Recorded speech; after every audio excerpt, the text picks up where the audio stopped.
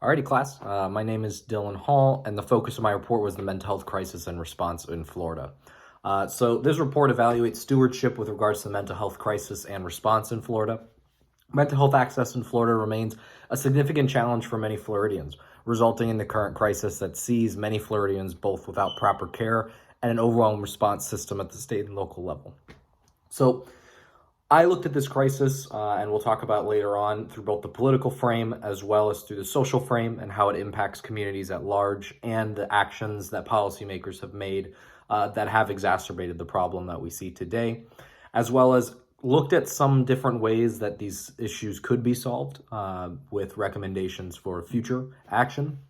But the two things that I wanted to focus on before moving specifically into Florida was both an evaluation of the United States as a whole in terms of its history with mental health reform, as well as the specific impact on marginalized communities, which is a focus of this report.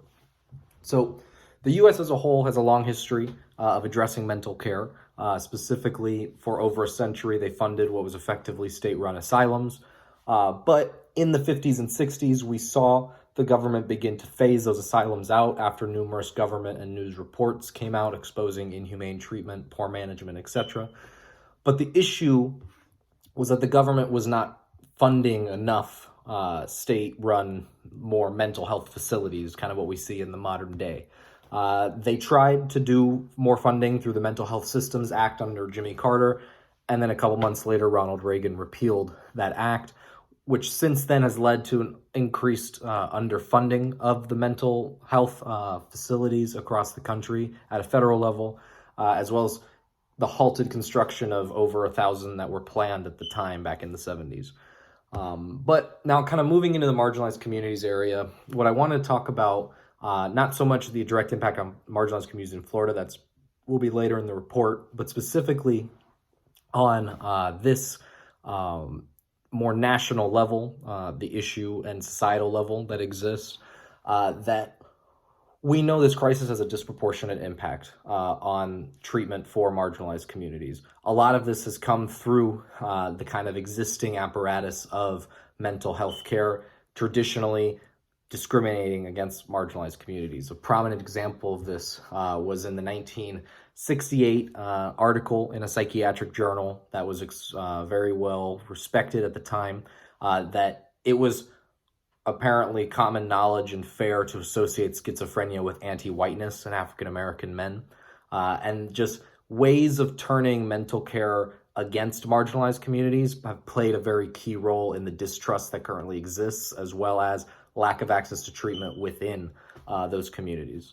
So when looking at Florida more specifically, the Mental Health America organization in 2022 has found that Florida ranks 49th in the nation when accounting for access to mental health care. This ranking is a culmination of various categories, such as ranking states on uninsured individuals and both adults and children who have not received treatment for mental health-related illnesses. It's worth mentioning 49 out of 51, they count Washington, D.C., still pretty bad of a result. But when you look more specifically at Floridians, nearly 1 in 5 Floridians suffers from mental illness. Prior to the COVID-19 pandemic, that number has since increased. And this number is more quantifiable around 512 Floridians with mental illness who have a mental illness and are not insured, and 1.8 million Floridians who have not received treatment for their mental health-related challenges. Another one of the primary issues relates to our state government itself, that Florida is one of the lowest per capita mental health expenditures in the nation. It's ranked 49th again. And Florida has had a pretty bad history of this, that between 2002 and 2012, Florida has actually decreased funding per capita for mental health expenditures. And Florida, unlike many other states, spends a significant amount of funding on state psychiatric hospitals instead of community-based treatment facilities, which experts cite has sent less funding to these facilities, which leads to the essential services they provide not being provided. When looking at this in the political context, the biggest issue that came up again and again was Medicaid expansion. When the Affordable Care Act was passed in 2010, Florida was one of the states that decided not to expand Medicaid, which was something underneath the program, And according to the Florida Policy Institute, for context, Medicaid is the single largest source of funding for public mental health services in the country and underwrites the costs of healthcare primarily for low-income persons and individuals with disabilities, including adults with severe mental illness and community treatment programs. So this decision was politically made as both former Governor Rick Scott and Governor Ron DeSantis, along with the Florida legislature that has been Republican for over 2 decades, rejecting this expansion. The lack of Medicaid expansion as a result has led to a disproportionate amount of burden placed on the Florida Department of Children and Families who would otherwise be covered under Medicaid. And then when looking at it from the social context, we see that a lack of access leads to increased homelessness as well as increased crime. Increased homelessness as a result of the unaffordability, it disproportionately impacts the homeless population, but also leads to homelessness for those suffering in an existing sense, particularly with severe forms of mental illness, as well as when it comes to crime, that individuals suffering from severe mental illness are more likely to commit crimes. As a result, this impacts the communities that they're in at large and poses a threat to a lot of Floridians. Something I did want to note that is also important to acknowledge and oftentimes is not, particularly even the report that I was reading this from, is that mental health individuals are also oftentimes disproportionately the victim of crime itself. That more severe cases, you may see them being the perpetrators, but those who are individuals are oftentimes more likely to be the victims of crime. Looking at it as stakeholders, all Floridians are stakeholders in this crisis. The lack of quality access to treatment impacts all of us.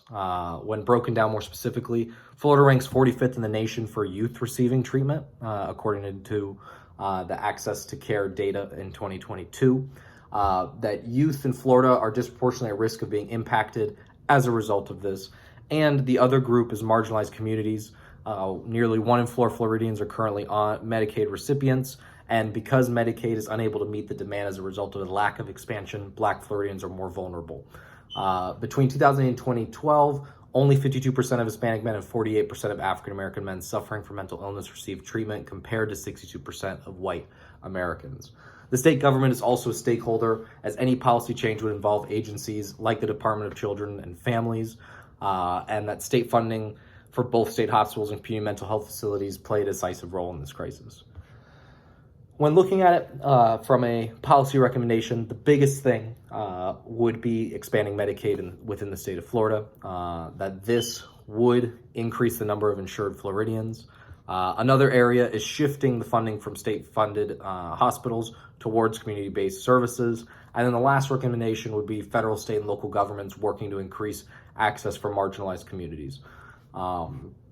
Ultimately, there is a challenge in the state of Florida when it comes to mental health.